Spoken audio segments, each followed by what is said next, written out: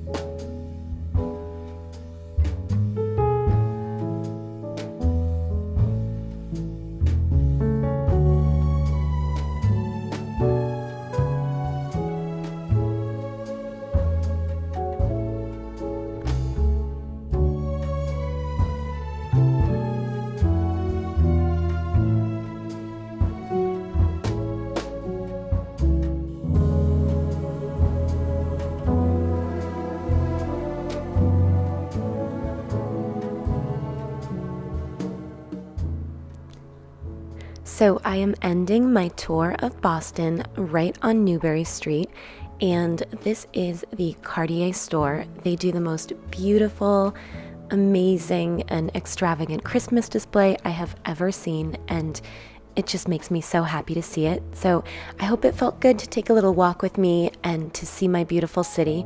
No matter what is going on in the world, Christmas lights are still magical. I hope you have a beautiful and safe holiday. Thanks so much for watching.